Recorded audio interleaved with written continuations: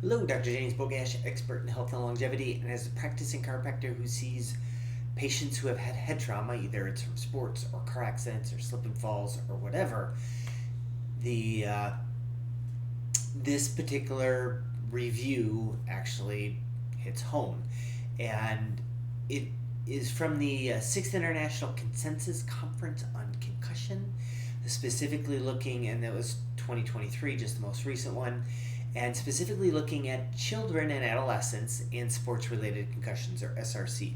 And really good article for those of you who might be in this realm, whether it's coaches, parents.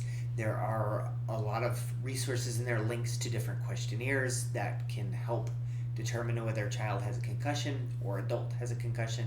But really looking at the guidance of here is probably what the consensus guidance is probably the most important aspect of this.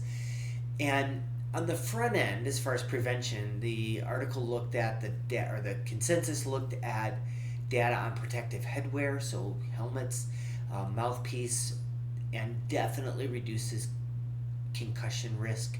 Also making sure that the helmet is properly fitted. Some of that depends largely on sports. Obviously, football being highest of the list, or American football.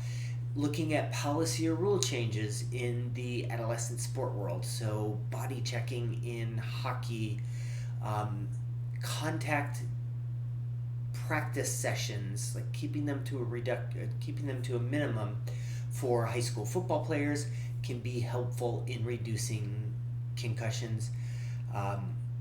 The warm-ups with neck stretching. I know in jiu-jitsu we always do neck warm-ups, and it just makes sense that the stronger the neck is, the better the neck can protect your brain from sloshing around where there's an impact. So there's some other detailed stuff that goes as far as questionnaires, but then the other thing I think is always important that I see a lot of misunderstanding on is what to do when there is a concussion, so basically recovering, and strong consensus that light physical activity should be started as soon as 2 days afterwards. There's a lot of people who take things too much rest, and that goes for pretty much any injury. No, not the brain is really no difference. We need to be moving, and the data is very strong that light physical activity, typically recommending sub-symptom threshold activity.